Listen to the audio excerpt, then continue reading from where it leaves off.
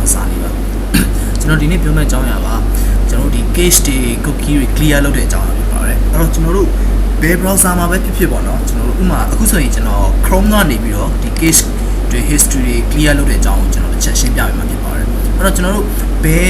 ဘယ် browser မှာပဲဖြစ်အခုဒီမှာဆိုရင် Chrome မှာကျွန်တော်တို့က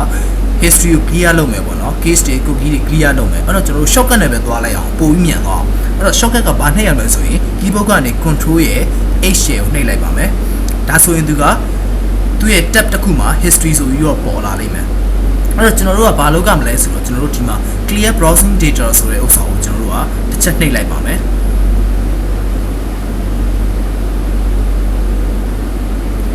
ဒါဆိုရင်သူကဘာတွေလာမလဲဆိုရင်ဒီမှာ clear browsing data နဲ့ပတ်သက်ပြီးတော့သူက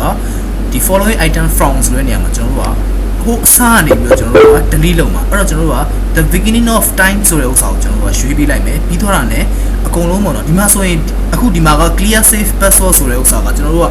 ်တော်ဆိုရင်အလွယ်ပေါ့နော်ဟိုမှာ site တစ်ခုဝင်ထားတယ် password နည်းနည်းလေးကို link တွေလောက်ထားရတာများတော့ password တစ်ခါတည်းမေးတတ်တယ်ကျွန်တော်လည်းနည်းနည်းလေးမေးတတ်တဲ့သူဆိုအဲ့တော့ကျွန်တော်ကဘာလုပ်ထားလဲဆိုတော့ဒီ password လေးတွေ save လောက်ထားတယ်အဲ့တော့ဒီဟာတွေကတော့ကျွန်တော်တို့ဖြတ်ချင်တယ်ဆိုလည်းဖြတ်လို့ရတယ် clear save data စသဖြင့်ပေါ့နော်ဒီလိုမျိုး data တွေအကုန်လုံးကိုဖြတ်လို့ရတယ်အဲ့တော့ကျွန်တော်ကတော့ဒီမှာလက်ရှိမှာ clear browsing history clear download history နောက်ပြီးတော့ delete cookie ဆိုတဲ့ other plugin data ဆိုတဲ့ဥစ္စာတွေနောက်က empty the cache ဆိုတဲ့ဥစ္စာတွေကိုကျွန်တော်တို့ကဒီဟာလေးတွေအားလုံးကို select ပေးပြီးတော့ clear browsing data ဆိုပြီးတော့ကျွန်တော်နှိပ်လိုက်ပါမယ်အခုဒီမှာတော့ကျွန်တော်ကတော့နှိပ်လို့မရဘာလို့ဆိုတော့တခြားဟိုဟာလေးလောက်ထားတာရှိတော့အဲ့တော့ဘာကြောင့်ဒီ history တွေ cookie တွေ clear လုပ်ရတယ်လဲအဓိက history တွေ cookie တွေ clear လုပ်တယ်ဆိုတာကကျွန်တော်တို့ဒီ browsing speed မြန်အောင် browser performance တက်လာအောင်ဘာကြောင့် browser performance တွေကျသွားတယ်လဲ browser performance ကျသွားတယ်ဆိုတာ case တွေအများများလာတဲ့အခါမျိုးပါပေါ့နော်ဥပမာ case များတယ်ဆိုတော့ကျွန်တော်တို့က www စသချင်းဟို browser တစ်ခုကိုကျွန်တော် install လုပ်လိုက်တယ်ဥပမာကျွန်တော်တို့ Chrome ကို install လုပ်တယ် install လုပ်တဲ့အခါမှာကျွန်တော်တို့ကစသချင်းမှာ www.google.com လို့ရလိုက်တဲ့ခါကျရင်သူက first loading ဖြစ်တဲ့အတွက်ကြောင့်မလို့သူမှာ cache မရှိတဲ့အတွက်ကြောင့်မလို့သူက first loading မှာကြာတယ်အထူးသဖြင့်ဘယ်မှာသွားတတိထားနိုင်တယ်လဲဆိုရင်ကျွန်တော်တို့ internet site တွေမှာဒီ Cafezy အုပ်ထားတဲ့ site တွေ Cafezy defreeze အုပ်ထားတဲ့ site တွေပေါ့နော် defreeze အုပ်ထားတဲ့ site တွေဆိုရင်သူကဘာလဲဆိုရင်သူက defreeze မအုပ်ခင်မှာ software တွေတွင်းတယ် internet connection ဖြုတ်ပြီး software တွေတွင်းတယ်ပြီးသွားတဲ့အခါမှာဒီ browsing နဲ့ပတ်သက်တာတွေ chatting နဲ့ပတ်သက်တာတွေအကုန်လုံးသူတွင်းသွားတယ်တွင်းသွားပြီးတော့အကုန်လုံးအပြီးစီး financial ဖြစ်သွားတဲ့အခါကျရင်သူက arrangement လုပ်ပြီးသွားတဲ့အခါကျရင်သူက defreeze အုပ်ချလိုက်ရောပြီးတော့မှ defreeze အုပ်ထားတဲ့ set ကမှသူက clone ပြန်ရိုက်ပြီးတော့ပြန်ဖြတ်လိုက်တယ်အဲ့တော့ကျွန်တော်တို့ကတကယ် internet connection နဲ့ကိုပေါ့နော်ဒီ browsing data cache မယူထားတဲ့ခါကျရင်ဆက်စပ်ဖွင့်ဝင်ခြင်းမှာပေါ့ internet site တွေမှာဆက်စပ်ဖွင့်ဝင်ခြင်းမှာသူက www.google ကိုပဲခေါ် facebook ကိုပဲခေါ် youtube ကိုပဲခေါ်ဆက်စပ်ခြင်းမှာသူကကြာမှာပဲနောက်ပိုင်း user များလာတဲ့အခါမှာသုံးတာများလာတဲ့အခါမှာတနေ့ကုန်ဖွင့်ထားတဲ့အခါမှာသူကဘာဖြစ်လဲဆိုရင်ဒီ browsing data တွေက cache တွေအများကြီးက cache တွေကသူ့ရဲ့ဒီ browsing data နဲ့ပတ်သက်တဲ့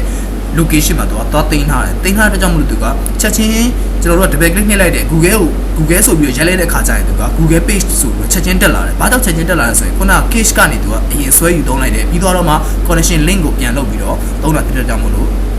သူက connection ကိုအမြန်ရတယ်။ဒါပေမဲ့ cache တွေများလာတဲ့အခါမှာသူကဘာဖြစ်လာလဲဆို tab တွေအများကြီးခေါ်တဲ့အခါမှာသူကဒီ performance ကကျလာအောင်ဆိုတော့သူ cache တွေကိုလည်းသူကပြန်ပြီးတော့ loading ဆွဲတယ် connection ကိုလည်း loading ဆွဲတယ်ဒီကြားထဲပြည်တွင်းမှာအသိတဲ့အတိုင်းပဲ connection ကတိတ်ကောင်းတာမဟုတ်ဘူး။အဲ့တော့ကျွန်တော်တို့ဒီ case တွေများလာတဲ့အခါမှာဒီဥပမာဆိုပါတော့ Firefox ဆိုလဲ not response ဆိုပြီးတော့ပေါ်လာတာမျိုးလို့ Chrome ဆိုလဲသူ့ရဲ့လည်နေတဲ့အဝိုင်းလေးကပေါ်ညာဟိုဘယ်လိုပြောမလဲလည်နေတဲ့အဝိုင်းလေးကအကြာကြီးဖြစ်လာတာမျိုးပေါ့နော်အဲ့လိုမျိုးတွေဖြစ်လာတယ်အဲ့လိုမျိုးတွေဖြစ်လာတဲ့အခါမှာကျွန်တော်က cookie တွေ case တွေကိုပုံမှန်ရှင်းပေးရတယ် cookie တွေ case တွေကို defreeze မဟုတ်ထားတဲ့ set တွေဆိုကျွန်တော်ကနေတိုင်းရှင်းပေးရတယ်ဗျနေတိုင်းရှင်းပေးတာဥပမာမနက်ပိုင်း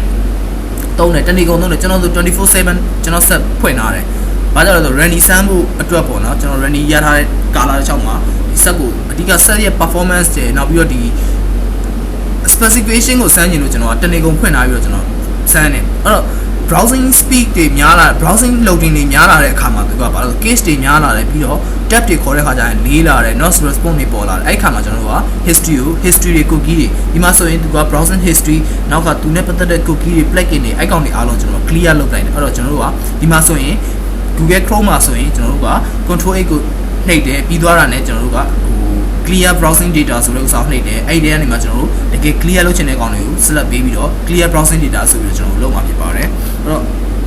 ့ဒါက Chrome နဲ့ပတ်သက်ပြီးတော့ clear browsing လုပ်တဲ့နည်းပါနောက်တစ်ခုက Maxstone Maxstone နဲ့ပတ်သက်ပြီးတော့ကျွန်တော်တို့ကဘာလုပ်မလဲဆိုတော့ Maxstone မှာလည်းအလားတူပဲကျွန်တော်တို့က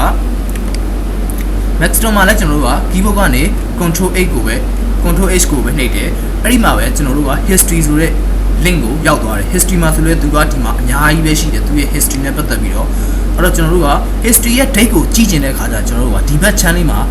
အကွက်၄လောက်ကွက်လေးတွေရှိတယ်အဲ့တော့ကျွန်တော်တို့ကဒီမှာဆိုရင်သူတင်ထားတဲ့ history date က2ရက်စာပဲရှိတယ်အဲ့တော့ကျွန်တော်အဲ့2ရက်စာကိုကျွန်တော်တို့က clear history ဆိုတဲ့ဥစ္စာကိုကျွန်တော်တို့ကလုပ်မှာအဲ့တော့ကျွန်တော်တို့က clear history ဆိုပြီးတော့ကျွန်တော်တို့တစ်ချက်နှိပ်လိုက်မယ်ဒါဆိုရင်သူကခုနလိုမျိုးတော့မပြဘူးဒါပေမဲ့မပြဘူးဆိုတော့သူ့ရဲ့ခုနကပြထားတဲ့ date မှာပေါ့နော်ဘယ်နှစ်ရက်စာ